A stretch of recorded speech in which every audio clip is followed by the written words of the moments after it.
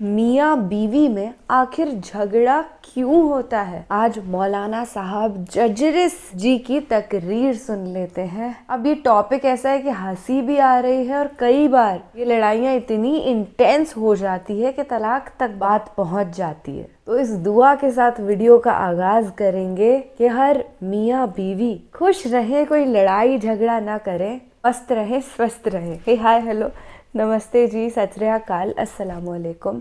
मैं निधि शर्मा इंडिया से और आज जिंदगी में पहली बार मौलाना साहब जजरिस जी को सुनने जा रही हूँ। इससे पहले एक बार सुना है पर मुकम्मल तौर पर पूरी तकरीर नहीं सुनी। एक वीडियो था जिसमें कई सारे मौलाना जी का कंपैरिजन किया गया था कि इल्मे गैब के ताल्लुक से सभी क्या बोलते हैं। तो हर किसी की अलग विचारधारा थी, हम सबकी विचारधारा को रिस्पेक्ट करते हैं और किसी एक पर बिलीव भी करते हैं। अगर आप जानना चाहते हैं वो क्या है, हमारा वीडियो देख लीजिएगा। मुफ्ती सलमान अजहरी साहब वर्सेस मौलाना साहब जजरिस जी का। खैर आज का जो टॉपिक है ये बड़ा ही पसंदीदा भी कह लीजिए और ज़रूरी भी कह लीजिए, क्योंकि ऐसी तकरीर जब हम सुनते हैं ना तो हमको इंस्पिरेशन मिलती है ना लड़ने की। और पता नहीं क्यों ऐसा इंट्यूशन आ रहा है कि मौलाना साहब कुछ ऐसा कहने वाला है जिससे हंसी छूट जाएगी। और रमज़ान के इस मुबारक महीने में हम खुल करके हंसे, ये बहुत अच्छी बात है। सबसे यही दरख्वास्त है कि जितनी नेकियां लूटी जा सकती है ना, लूट लो। ये अल्लाह का बाबरकत महीना है और हम बड़े ही लकी हैं जो इस महीने में जीवन जी रहे हैं। It's a huge blessing, be thankful, अल्हम्दुलिल्लाह फॉर एवरीथिंग। खाना पकाने की जिम्मेदारी भी बीवी की नहीं है? मेरी बहनें अगर हैं तो सुनो, आज तुम्हें खुश कर देता हूं। अगर तुम्हारा पति तुम्हें पूरा पूरा खर्चा नहीं देता है तो तुम अपने पति की जेब से उतना पैसा उसको बताए बगैर ले सकती हो जितनी तुम्हें ज़रूरत है। माफ़ कीजिएगा, 150 रुपये साड़ी की ज़रूरत है तो 3000 मत लेना। मैं ये बातें बहुत कम बताता हूँ, इसलिए कि एक जलसे में हम अपनी बीवी को लेकर गए थे और वहाँ हमने ये बता दिया, दूसरे दिन मेरी ही जेब से 5000 गायब हो गए। तो इसलिए थोड़ा डर लगता है, औरतें नाजायज़ फ़ायदा उठाने लगती हैं। फिर बीवियों को चाहिए कि वो अपने शौहर की जेब से उतना लें जितने में बच्चों का, और वो बगैर बताए भी ले सकती है। इसको चोरी में नहीं लिखा जाएगा, क्योंकि औरत आपके पैसों की हकदार है और आप अपने बच्चों पर खर्च करें, ये आपकी जिम्मेदारी बनती है। बहुत ज़्यादा नहीं, बिल्कुल कंजूसी भी नहीं। अब आधा किलो गोश्त की ज़रूरत है, आप 250 ग्राम ला के देना, इतनी पका चल, ये भी नहीं खर्च कीजिए। मियाँ बीवी में बहुत प्यार मोहब्बत भी होनी चाहिए। और सुनो, औरतें अगर कभी गुस्सा हों तो शौहरों को चाहिए, आप लोगों को, हमें और आपको, कि उनकी कुछ सुन लें। ज़रूरी नहीं कि अपनी बीवी की हर बात का जवाब दें। हज़रत उमर फारूक के पास एक नौजवान आया शिकायत लेकर अपनी बीवी की, तो उनके एक बाहर कमरा बना हुआ था, उस कमरे में बैठ गया। तो क्या अभी हज़रत उमर निकलेंगे तो अपनी बीवी की शिकायत करेंगे, लेकिन देख रहा है कि अंदर आवाज़ आ रही है। दरवाजे पे कान लगाया तो क्या सुन रहा है कि उनकी बीवी उमर के ऊपर बरस रही हैं, साहब तुम तो चले जाते हो, पकने को कौन लाएगा, खाने को कौन लाएगा, आटा कौन लाएगा, चावल कौन लाएगा, ये कौन लाएगा, तुम तो चले जाते हो, तुम्हें फिक्र होती है फिर घर की। हज़रत उमर सर नीचे डाल के कर रहे हैं। ये कहने लगा, लो, ये उठ के चलने लगा। हज़रत उमर थोड़ी देर के बाद घर से निकले, कमरे में आए, कहें यहाँ तो एक आदमी बैठा, देखा वो जा रहा है, उसको आवाज़ दी, ए हेलो हेलो सुनो, ए। उसने पीछे मुड़ के देखा, इधर आओ इधर इधर। जी तुम तो मेरे पास आए थे ना? जी हाँ बोलो, किस काम से आए थे? नहीं नहीं अमीरुल मोमिनीन, अब वो कोई काम नहीं है मेरा, मैं जा रहा हूँ। अरे नहीं, तुम इतनी दूर से आए, काम बताओ, क्या काम था बताओ तो सही। कहा वो मेरा क्या काम था, वो था, लेकिन वो आपके बस का नहीं है। मैं अमीरुल मोमिनीन हूँ, मेरे बस का नहीं है, मुझे लोगों की खिदमत के लिए लोगों ने अमीर बनाया और मेरे बस का नहीं है। कहा अमीरुल मोमिनीन, मेरी बीवी मुझे उल्टा सीधा बोलती है, इतना बोलती है मैं सुन नहीं पाता हूँ। मैं ये शिकायत लेके आया, मैंने सोचा आपसे करेंगे, सुन रहा हूँ या देखता हूँ कि आप तो खुद ही उसी बीमारी में मुब्तला हैं, आप तो खुद अपनी बीवी के सुन रहे हैं। तो मैंने सोचा कि जब आप खुद अपना इलाज नहीं कर पा रहे तो मेरा क्या करेंगे, मैं चल दिया। कहा बैठो। सुनो, कहा क्या, बीवी से जब मिलते हो, हम बिस्तरी करते हो, तो जो बच्चा पैदा होता है वो बच्चा किसका है? कहा मेरा। उसको नहलाने और धुलाने की जिम्मेदारी किसकी है? कहा मेरी। बीवी जो आपके बच्चे को दूध पिला रही है, ये उसकी ड्यूटी नहीं है दूध पिलाना, पिला देती है। अगर वो दूध पिलाने का पैसा आपसे मांगे तो आपको देना पड़ेगा, लेकिन फिर भी वो पिला देती है बेचारी फ्री में। ये किसकी जिम्मेदारी है दूध पिलवाने की? कहा मेरी। कहा यार, जब वो हमारे बच्चे को नहला देती है, धुला देती है, लैट्रिन करा देती है, उसके गंदगी को साफ कर देती है, उसको दूध पिला देती है, खाना पकाने की जिम्मेदारी भी बीवी की नहीं है? मौलाना साहब ये क्या बयान कर रहे हो? घर का कहीं उल्टा सीधा ना हो जाए मामला गड़बड़। यकीन मानिए, जब आपका निकाह होता है तो आपसे कहा जाता है कि आपका निकाह फला फला की बेटी के साथ इतने इतने रुपए मेहर के इवज अलावा नान नफका आपके साथ आपके निकाह में दिया जा रहा है। कि आपने कबूल किया? तब आप कहते हैं मैंने कबूल किया। उसमें आपको क्या कहा जाता है? इतना मेहर है अलावा नान नफका, यानी नान मानी रोटी, नफका मानी खर्चा, यानी रोटी और कपड़ा खर्चा ये सब अलग। इसके अलावा रोटी आपको देना है, खाना आपको देना है। अगर वो नहीं पकाती है तो आप उससे ज़बरदस्ती नहीं पकवा सकते हैं, और खाना आपको खिलाना पड़ेगा। खुद पकाओ खिलाओ या होटल से लाओ खिलाओ, लेकिन वो खिला देती है और पका देती है। तो क्या तुम इतना भी नहीं सुन सकते हो? कहा अमीरुल मोमिनीन, अच्छा हुआ ये मुझे बताया, ये बात कहीं मेरी बीवी को मत बता दीजिएगा, वरना रोटी भी हम ही को पकाना पड़ेगी। ठीक है मैं सुनूंगा। फिर हज़रत उमर फारूक ने कहा सुनो, तुमने अल्लाह के रसूल की हदीस नहीं सुनी? नहीं सुनी? फ़इन्ना खुलिक़्ता मिन ज़ुलइन, खुलिक़त मिन ज़ुलइन, औरत आदम की बाएं पिसली से पैदा हुई है, और पिसली का ऊपर वाला हिस्सा, ये ऊपर ये टेढ़ी होती है। टेढ़ी पिसली कैसी होती है? ये वाली पिसली आप निकालिए बाएं तरफ की, ऐसे निकलेगी, ये पिसली है। अल्लाह के नबी कहते हैं कि ये आदम की पिसली से पैदा है बाएं, और पिसली टेढ़ी होती है। फ़इन ज़हब्ता तुक़ीमुहु कसरतहु, अगर तुमने इस पिसली को सीधा करने की कोशिश की तो पिसली सीधी नहीं होगी। ऐसे करोगे यहां तक हो जाएगी, बस ये टूट गई, टूट जाएगी, सीधी नहीं होगी। फ़इन ज़हब्ता तुक़ीमुहु कसरतहु, अगर तुमने पिसली को सीधा किया तो तोड़ दोगे, और अगर ऐसे ही छोड़ दिया तो टेढ़ी रहेगी। अब बताओ, टेढ़ी रखना बर्दाश्त है या तोड़ना बर्दाश्त है? नहीं, टेढ़ी रखना सीधा है, सही है। तोड़ने का मतलब तलाक, यानी औरत तलाक ले लेगी, ये गवारा है, लेकिन तुम चाहो कि सुधर जाए, पूरी नहीं सुधरेगी। ये याद रखना। मेरी बहनें बुरा मान रही होंगी, हमको इतना बुरा कह रहा है। मैं क्या कह रहा हूँ? अल्लाह के नबी ने फरमाया, अल्लाह के रसूल को भी सुनना पड़ती थी। एक बार हज़रत आयशा सिद्दीक़ा नाराज़ हो गई और अल्लाह के नबी खजूर लेके उनके पास बैठे, आयशा खाओ, और वो नाराज़ है, कहती नहीं खाऊंगी, भूख नहीं है, चेहरा फेर ले आओ। अल्लाह के रसूल इधर आ गए, जहाँ चेहरा था उनका उधर आ गए। हम लोग होते तो क्या करते? खाओ, लो, नहीं खाएंगे, चेहरा ऐसा कर लिया, नहीं भूख नहीं। खा रही कि नहीं खा रही? नखरे दिखा रही, ले खा, एक तो मना रहा हूँ। हम लोग उधर नहीं जाएंगे। अल्लाह के रसूल ने उधर आ गए, खाओ आयशा खाओ। मैंने कहा ना मुझे भूख नहीं है, फिर चेहरा घुमा लिया। आप फिर उधर आ गए, आयशा नहीं, ज़्यादा नहीं, चलो खाओ, गुस्सा थूको, बिस्मिल्लाह, अल्लाह के नाम से शुरू करो, चलो अल्लाह का नाम लो, खाओ। हज़रत आयशा भी जानती नहीं, ज़्यादा नहीं कहलवाना चाहिए। 2 बार कहलवाया, तीसरी बार मौका नहीं दिया, लेकिन तंज मार दिया। खजूर उठा के कहते खाओ, ऐसा बिस्मिल्लाह, अल्लाह का नाम लेके खाओ। इससे पहले कि मैं अपने बाप का नाम लेके खाती थी, अल्लाह ही का नाम लेके खाती थी, ये कहा और खाना शुरू कर दिया। ये थी मियाँ बीवी की नोक झोंक, कोई बुरी बात नहीं।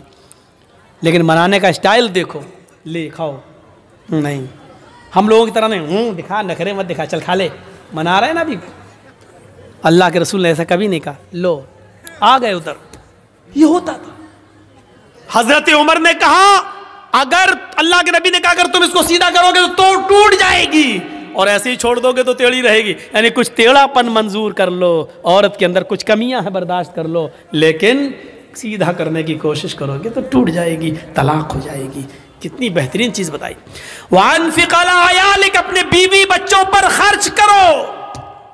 حیثیت کے مطابق، استطاعت کے مطابق. عورت کو بھی چاہیے کہ اپنے شوہر کی معاملہ دیکھے. بیچارہ بزنس کرتا ہے یا رکشہ چلاتا ہے یا مزدوری کرتا ہے، اسی حساب سے وہ اپنے شوہر سے اپنے خرچ کا مطالبہ مانگے، زیادہ مطالبہ وہ نہ کرے. ایک انصاری نے دعوت کی مدینے کے اندر، حضرت علی کی، عبد الرحمن ابن عوف کی اور بہت سے صحابہ کی. جب دعوت کر دی، اس زمانے میں شراب حرام نہیں ہوئی تھی، شراب کی حرمت کا اعلان نہیں ہوا تھا.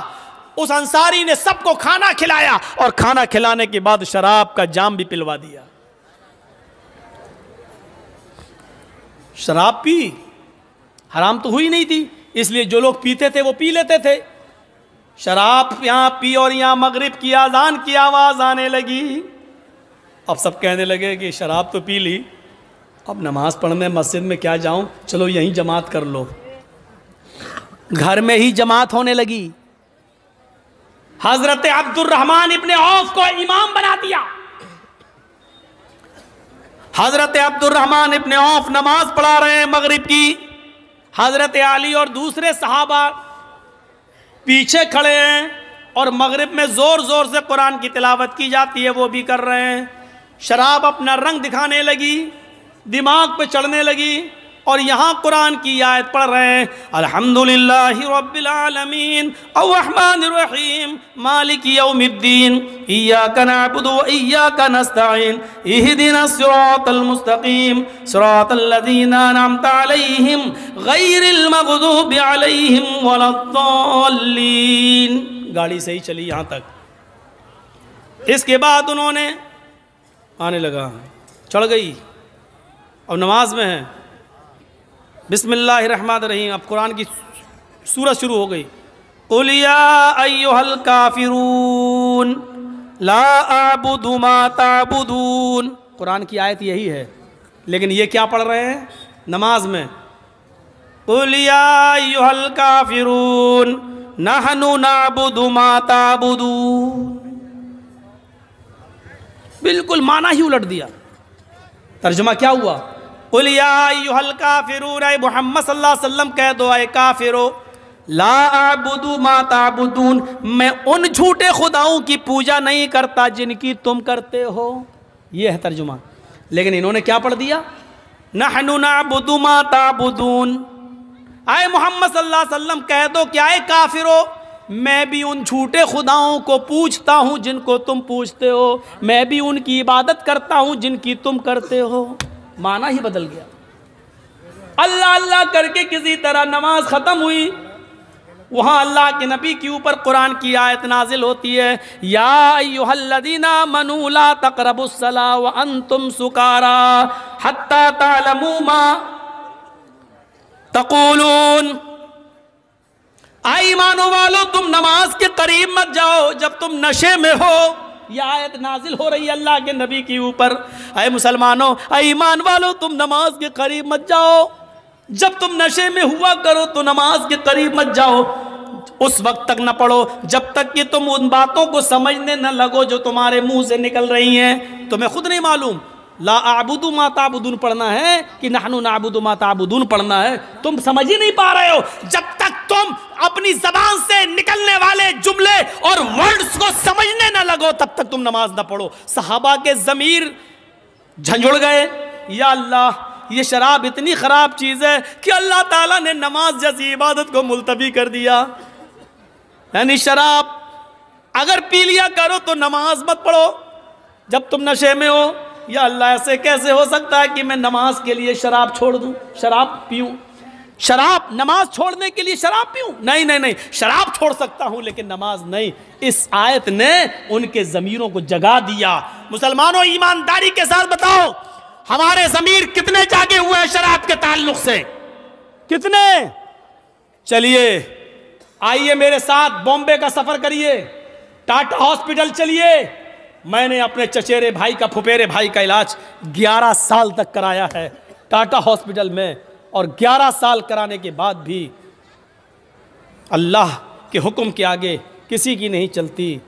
اور 11 سال کے بعد جب اس کا دوبارہ پیر کا آپریشن ہوا تو 3 مہینے کے بعد اس کا کینسر اوپر تک بڑھ گیا اور پھر ہم نہیں بچا سکے۔ وہی ہوا جو اللہ کو منظور تھا۔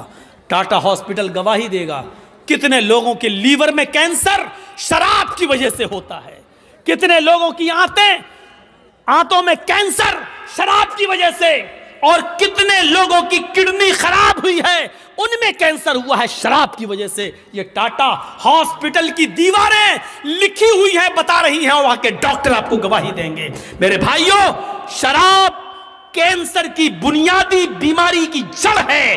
یہ لیور کا کینسر کر دے، یہ دماغ کا کینسر کر دے، یہ آنتوں کا کینسر کر دے، یہ کڈنی کا کینسر کر دے، یہ جس خون میں دوڑتی ہے کس حصے کو کینسر کا پیشنٹ بنا دے، یہ کچھ نہیں کہا جا سکتا ہے۔ اللہ کے رسول نے اس کو ایسے ہی حرام قرار نہیں دیا ہے، اس کو چھوڑیے۔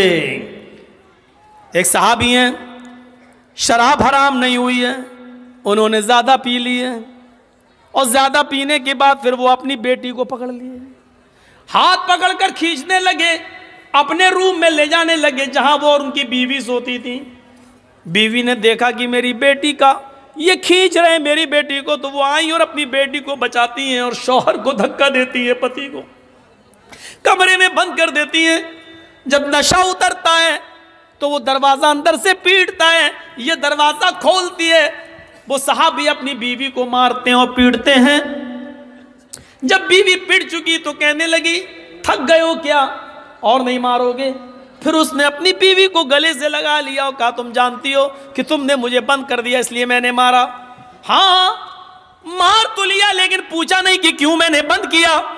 آج تم نے شراب کچھ زیادہ ہی پی رکھی تھی۔ کہا وہ تو ہو جاتا ہے کبھی کم کبھی زیادہ، اگر پی لی تو کیا ہوا؟ نہیں میرے ہسبینڈ، نہیں میرے پتی، آپ نے آج اتنی پی لی کہ آپ بیوی میں اور بیٹی میں انتر نہیں کر سکے، فرق نہیں کر سکے۔ آپ نے اپنی بیٹی کا ہاتھ پکڑ کر کھینچنا شروع کر دیا، اس کے ساتھ گندا کام کرنے کا ارادہ کر لیا۔ اگر میں وقت پر نہ آتی تو بیٹی کی عزت لٹ جاتی، بیٹی کی عزت تار تار ہو جاتی۔ صحابی یہ جملہ سنتے ہیں، آنکھوں میں آنسو آ جاتے ہیں، زاروں کی تار روتے ہیں، آسمان پہ نظر ڈالتے ہیں کہ اللہ یہی جملے سننے کے لیے تو نے مجھے زندگی دی ہے، کیا یہی مجھے سننا باقی رہ گیا تھا؟ یہ زمین پھٹ جاتی، میں زمین میں دھس جاتا، آج کے بعد کون سا چہرہ لے کر میں اپنی بیٹی کے سامنے آؤں گا؟ پھر کہنے لگے اللہ تو گواہ رہنا، آج کے بعد میں شراب کو ہاتھ نہیں لگاؤں گا۔ جب شراب حرام نہیں ہوئی تھی، شراب پینے کی گنجائش موجود تھی، جب حرام نہیں ہوئی تھی تو لوگ اس کا نقصان دیکھ کر ہمیشہ چھوڑنے کی نیت کر لیتے تھے، قسم کھا لیتے تھے کہ ہم اس کو ہاتھ نہیں لگائیں گے۔ نوجوانوں، جب حرام نہیں ہوئی تب لوگ اس کو چھوڑنے کی قسم کھا لیتے تھے، تمہارے نبی نے اس کو حرام قرار دیا ہے، حرام قرار دیا ہے۔ جیسے سور کا گوشت حرام ہے، جیسے گدھا حرام ہے، جیسے کتے کا گوشت تم نہیں کھا سکتے ہو یہ حرام ہے، اسی طریقے سے شراب حرام ہے۔ تم کیسے پی لیتے ہو، کیسے تمہارے حلق کے نیچے اتر جاتی ہے؟ قرآن اس کو شیطان کی گندگی کہتا ہے، انما الخمر والمیسر والانصاب والازلام رجس من عمل الشیطان۔ شراب، جوا، آستانوں کے نام پہ پھال چڑھائے ہوئے پھال، تیروں کے پھال، جوا اور انصاب، ازلام اور پانسے کے تیر، یہ ساری کی ساری چیزیں رجس من عمل الشیطان، شیطان کی گندگی ہیں۔ اللہ نے یہ نہیں کہا حرام، رجس من عمل الشیطان، شیطان کی گندگی ہیں۔ ایک انسان اپنی گندگی نہیں کھا سکتا ہے، دوسرے کی گندگی کھانا تو بہت دور کی بات۔ آپ نے یہاں لیٹرین کی کھا کے دکھاؤ، نہیں کھا سکتے ہو۔ آپ اپنی گندگی نہیں کھا سکتے ہو، دوسرے کی تو بہت دور کی بات۔ اللہ نے کہا یہ سب چیزیں حرام نہیں، رجس من عمل الشیطان، شیطان کا پائخانہ ہے، شیطان کی گندگی ہے، شیطان کی لیٹرین ہے، کھاؤ कितना खाओगे? अल्लाह ताला ने इसको शैतान की गंदगी करार दिया है। रिज्सुम मिन अमल शैतान, ये शैतान की गंदगी है, शैतान की गंदगी। मेरे भाइयों जरा तसव्वुर करो, मुफस्सिरीन ने लिखा है हराम की जगह पर यहाँ अल्लाह ने रिज्स क्यों इस्तेमाल किया? ताकि आदमी के माइंड में, दिमाग में रहे कि जब अपनी गंदगी नहीं खा सकते हैं तो शैतान की गंदगी। यानी जितनी आप गंदगी से, पायखाने से, लैट्रीन से नफरत करते हो, उससे कहीं ज्यादा शराब से नफरत करनी चाहिए, लेकिन हम नहीं करते। सहाबी बेटी का हाथ पकड़ सकते हैं, क्या हम और आप सहाबा से बढ़कर हैं? क्या शराब के नशे में आकर हम अपनी बहन और अपनी बेटी का हाथ नहीं पकड़ सकते? और अल्लाह के रसूल ने तो कहा है, कयामत की निशानियों में से एक निशानी ये बताई, ला यातियन्ना अला उम्मती मा ताला बनी इसराइल, बनी इसराइल ने जो किया वो मेरी उम्मत भी करेगी। हज़वन नाली बिन नाल, जैसे पैरों में पहनने वाले जूते बराबर होते हैं, मेरी उम्मत में और बनी इसराइल में कोई फर्क नहीं होगा। यहां तक कि अगर उनमें से हत्ता इन कान मिनहुम मन आता अला उम्मिही अलानियतन, अगर उनमें से किसी एक ने अपनी मां के साथ जिना किया होगा तो मेरी उम्मत में लकाना फी उम्मती मैं यसनौ ज़ालिक, तो मेरी उम्मत में भी माँ, बहन और बेटी के साथ जिना करने वाले लोग पैदा होंगे। ये माँ और बहन बेटी के साथ जिना कहाँ कैसे होगा? यही शराब है जिसका नशा हमें अपनी बहन के साथ जिना करने पर मजबूर करेगा, हमें अपनी बेटी के साथ जिना करने पर मजबूर करेगा। कौन नौजवान होगा जो शराब के नशे में अपनी बेटी, अपनी बहन और अपनी मां के साथ जिना करे? कैसा बेगैरत होगा वो। और यहां तक पहुंचाने वाली चीज होगी शराब। क़ुदामा इब्न मज़ऊन ने बुढ़ापे में बहुत ही मजबूरी में, जब उनको दर्द बंद नहीं हो रहा था, जब उनके दर्द बंद नहीं हो रहा था, शदीद दर्द से कराह रहे थे, तो मजबूरी में उन्होंने शराब उठाई और 2-4 घूंट इसलिए पी लिए कि हमें नींद आ जाएगी और कल सुबह किसी हकीम को, किसी तबीब को दिखा देंगे। वो 85-90 साल का बूढ़ा क़ुदामा इब्न मज़ऊन, जिन्होंने अल्लाह के नबी का ज़माना पाया, जिन्होंने हज़रत अबू बकर का ज़माना पाया, जिन्होंने हज़रत उमर का ज़माना पाया, हज़रत उमर फारूक के ज़माने में उन्होंने थोड़ी सी शराब इसलिए पी ली कि रात में उनको दर्द हो रहा था और दर्द की वजह से वो करवटें बदल रहे थे, उनको नींद नहीं आ रही थी। उनके घर में, उनके घर के किसी मेंबर ने उनको थोड़ी सी शराब पिला दी कि ले लो, सो जाओगे, नींद आ जाएगी और कल सुबह किसी हकीम को दिखा देना। लेकिन ये खबर उमर फारूक के कानों तक पहुंच गई। हजरत उमर ने इस 90 साल के बुड्ढे को, क़ुदामा इब्न मज़ऊन को तलब किया, उनसे पूछा। उन्होंने कहा बहुत तेज दर्द हो रहा था, उस दर्द की वजह से मैंने मजबूरी में शराब पी ली थी ताकि दर्द बंद हो जाए। हजरत उमर ने कहा अफसोस है कि तुमने मजबूरी में पी, लेकिन मोहम्मद रसूलुल्लाह ने शराब मजबूरी में भी पीने की इजाजत नहीं दी है। हमें कोई ऐसी चीज नहीं मिलती कि बीमारी में या मजबूरी में अल्लाह के नबी ने कभी शराब किसी को पिलाई हो। आए क़ुदामा, तुम्हें कोड़े मारे जाएंगे। सारे सहाबा कहते हैं आप इतने बूढ़े आदमी को कोड़े कैसे मार सकते हैं? हजरत उमर की दलील ये थी, इनको कोड़े न मारने की कोई दलील दे दो या अल्लाह के रसूल की कोई हदीस मुझे बता दो कि बूढ़े आदमी को कोड़े न लगाए जाएं, हम इनको छोड़ देंगे। लोगों ने फिर मीटिंग की और कहा ठीक है, कोड़े मारना ही है, 40 तो मारो, लेकिन इनको सही हो जाने दो, इनकी तबीयत खराब है, ये लाठी लेकर चल रहे हैं, बिस्तर पर लेटे रहते हैं, अब इनको कुछ ताकत आ जाने दो, फिर कोड़े मार लेना। हजरत उमर ने कहा इनको अगर हफ्ते 10 दिन की मोहलत में दे भी दूं और इनसे कह दूं कि घर जाओ, 10 दिन बाद कोड़े लगाए जाएंगे, लेकिन लोगों अगर उन 10 दिनों में मैं ही मर जाऊं, मेरा इंतकाल हो जाए, तो मैं अपने रब को क्या मुंह दिखाऊंगा? फिर क़ुदामा इब्न मज़ऊन को खड़ा कर दिया हजरत उमर फारूक ने, और इस 90 साल के बूढ़े को जिसने मजबूरी में शराब पी थी, उनको 40 कोड़े मारे गए। इन 40 कोड़ों का असर क़ुदामा इब्न मज़ऊन के ऊपर यह हुआ कि फिर वो पूरी जिंदगी बिस्तर से उठ नहीं सके। फिर वो लेटरीन बिस्तर पे करते थे, पेशाब बिस्तर पे करते थे। वो 1 साल, 1.5 साल, 2 साल उसके बाद जिंदा रहे, लेकिन जितने दिन जिंदा रहे वो बिस्तर से उठ नहीं सके।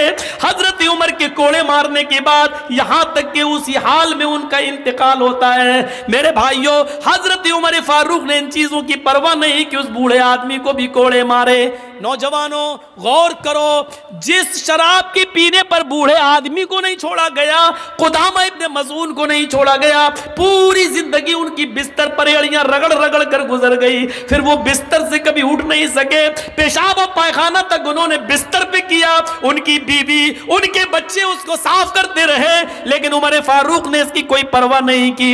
ये शराब पीने वालों की सजा है इस्लाम के अंदर। हम और आप इसलिए बचे हुए हैं क्योंकि मेरे भाइयों यहाँ इस्लाम का कानून नहीं है। मेरे भाइयों इस्लाम का कानून नहीं है इंडिया में, तो क्या हुआ? अपने दिलों पर इस्लाम नाफिज करो। सबसे बड़ा मुसलमान वो है जो इस्लाम के कानून को अपने दिल पर नाफिज करे, जो शरीयत को खुद अपने दिल से माने, मुहम्मद रसूलुल्लाह के बताए हुए रास्ते पर खुद चले और दूसरों को चलने का हुक्म दे। मेरे भाइयों ये है, वला तशरबन्न खमरन फ़इन्नहु रासु कुल्लि फ़ाहिशतिन, हर बुराई की जड़ है, इसलिए शराब मत पीना।